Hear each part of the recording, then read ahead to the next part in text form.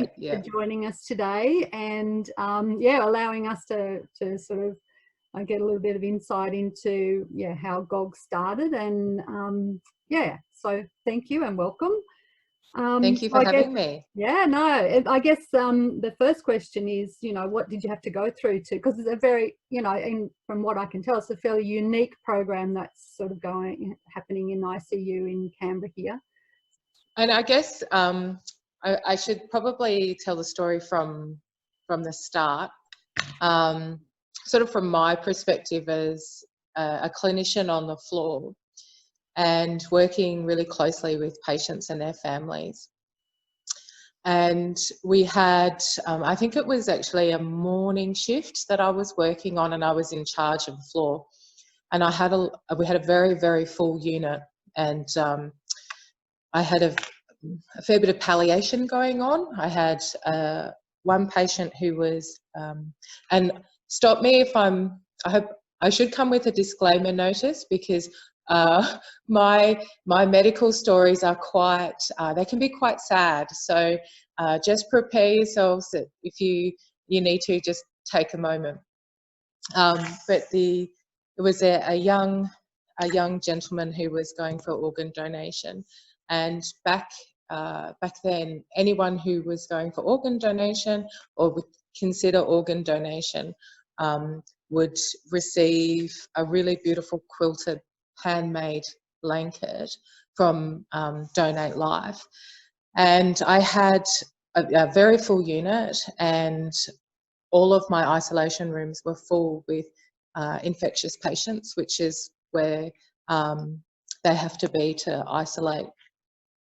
Usually when we have someone in a palliative pathway, we like to have them in the isolation rooms, but unfortunately I couldn't accommodate it.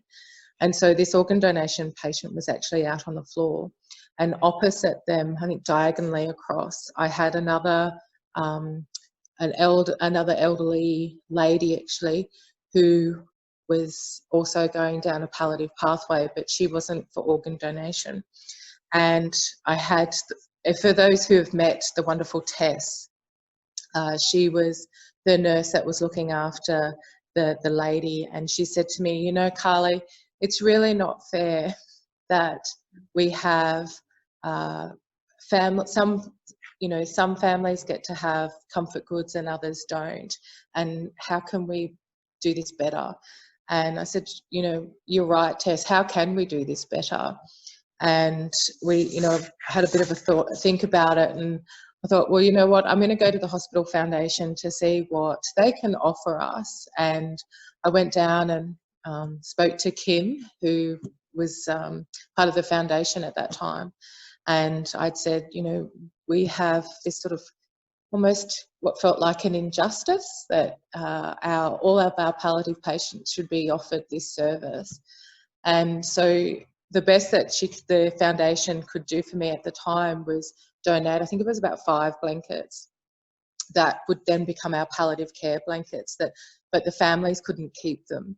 Around this time, Kath was talking to you, Mary, at the school, and discussing how what was the need for palliation or blankets or comfort goods, and then Kath came and spoke to me about it. And because I'd initially said to Kim, I'd really like to be, from the foundation, I'd really like to be able to facilitate a blanket for each family, and that they could actually take home with them. And she just said to me, Carly, I'd love to do that, but we just don't have the donations to cover us to do that. And I thought, and she said, I'd really love to start a working group that would, that would knit and provide comfort goods for the hospital.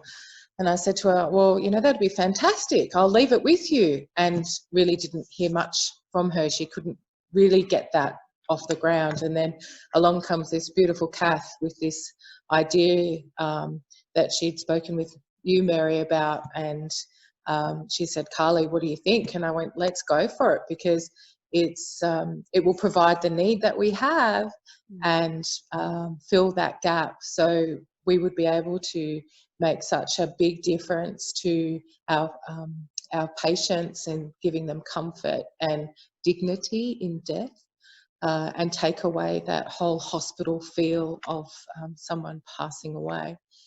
And so it sort of grew from there, and then it got to the point it was so big that we were having so many donations, which is absolutely fantastic. And it was blankets and comfort goods, anything that we needed, like fiddle toys, anything like that. And, you know, I'd say to Kath, oh, you know, wouldn't it be great to have, you know, a little fiddle teddy, or, you know, something that dementia patients could play with, that they weren't pulling out their lines and things like that.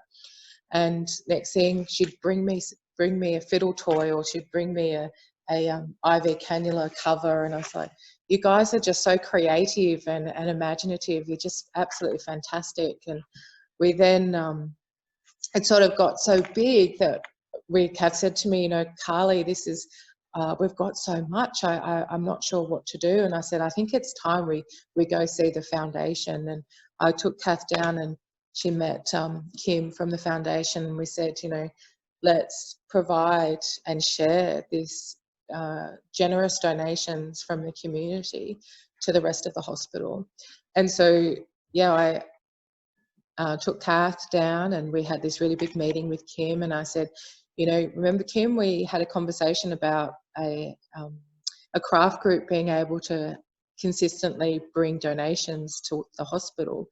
And I said, well, Kath's done it. She's, you know, engaged with all these fantastic people who are just, and kids as well, which is just phenomenal, to have the engagement of kids and to be able to provide this service to us.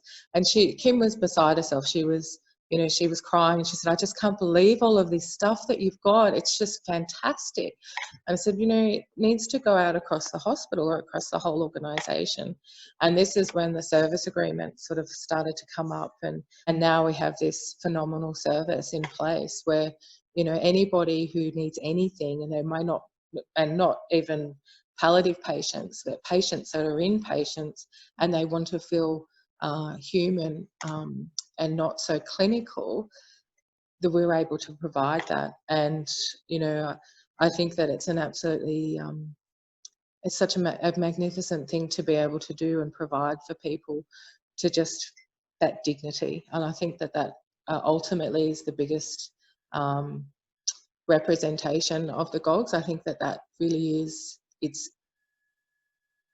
totally personifies dignity, because that's what you're giving to patients. Because, you know, I remember saying when I was training as a nurse that, you know, your dignity stays at the emergency department, it doesn't come with you. And I always thought to myself, this is just so wrong. You know, why is that so? It doesn't have to be like that. And you help us by providing that dignity. And I think that everyone who's involved with GOGs you're just amazing people. I was talking to Kath about, and I'd almost forgotten 2 years ago when you came to the school. And it was you and I think Tess was there, I think, and Yep. A couple of the young boys had knitted some squares for a blanket that we put together. It wasn't the first blanket that we donated to ICU, but it was one of the first kind of, I guess it was almost like a block of the month, because we all sort of had a bit of a input into it. And I remember, you know, it was such a big deal to those boys, you know, particularly, it was mainly boys back then that were doing the crocheting at school. You know, they'd gone from doing just doing pom-poms and then finger knitting and then gone up to that. And you know, for them to, I know for them it was a huge thing to donate those blankets, but it was also, I remember hearing from Kim how much it meant to, and once we'd started donating the blankets to, say, the aged care facility there within the hospital, how much it meant to those men and women there to get a blanket from a young boy or girl, you know, and the connections that it made and the stories that happened after that and the stories behind the goodies, you know. I remember that was really powerful for me. You know, I was thinking warmth, you know, comfort and warmth and homeliness. But, you know, and Kath and you both talk about that connection that the nursing staff get with the patients from, you know, passing on these sorts of things too, you know. It's hard to find a child that has that inner, that empathy inside them where they just want to give back to the community. I think that that's a really beautiful trait that's not, that's quite rare in little kids, especially boys. And I think, you know, I have a 10-year-old and, you know, he's very kind as well. And, but he's not, he's very kind, but he's not motivated. So I did try to, while we've been in isolation, to try and teach them how to do some crocheting and some cross stitch and some long stitch. And, you know, I can hold their, you know, hold their attention for about 2 minutes and they're off doing something else, you know. So I think it's really amazing, these kids that do it. I get blown away about it every time I think about it. I think one of my favourite patient stories that I have is actually quite a recent one.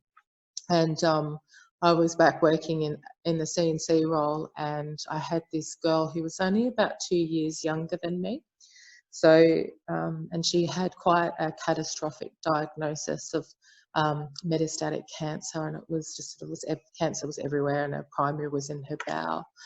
And she just had this massive operation to try and give her sort of more time with her family. And she had an 18-month-old child, and it was quite devastating, as you can imagine. Was young, and she was just absolutely beautiful, this girl. And she'd had lots of chemotherapy, and she was wearing this beanie that her family had brought in for her, and it was in the middle of summer. And I was like, oh, this girl needs some bandanas. This is what she needs. And I went and spoke to her, and I said, you know, look, are you particularly attached to your beanie? And she's like, no, it's the only thing that my family could find for me because I've lost all my hair. And I thought, all right, have I got a treat for you? What are your favourite colours? And she'd listed off some colours, and you know, lime green, I think, was her favourite colour. And anyway, so I went off to the storeroom and got some selection of bandanas for her to have a little look. And I said, you know, choose, what would you like? And she just burst into tears, and she's like, you know, I don't know how to choose. And I'm like, well, if there's one that you like, choose it. If there's another one you like, choose it. If you want 4, choose it. I said, it's going to be summer. You're going to have a long time without hair. So let's get some, you know, if you want 7, you can have 7. You know, you can have one for every day. And she was just blown away by it. And then she'd come in with her little 18-month-old boy had come in to visit. And and it was really hard because she had lots of, you know, paraphernalia around her, and it's a big, scary environment in intensive care. And we try and prepare the area as best as possible. And we, one of the girls thought, oh, I'm going to get this little fella a fiddle toy, and to see if he can give him something to do while he's hugging mummy, you know. And they went and chose one. I'm pretty sure it was either Bluey in a blanket, or it was Pepper, I think. I can't remember which one it was because I had 2 around the same time. Yeah, it was Bluey. Yeah, I think it was. Yeah. Yeah, and so we came out with it, and you know, she again burst into tears, and his face lit up. Was that, you know, his favourite cartoon at the time, and she was just so grateful, and she couldn't believe how wonderful people could be, so selfless and providing that comfort to somebody else, at complete strangers. And because she had lots of bits attached to her as well, we got her some gowns, and I think, Mary, we did a special order for her as well. And she'd left ICU at that time, but I took it up to her up on the ward, and she was just beside herself.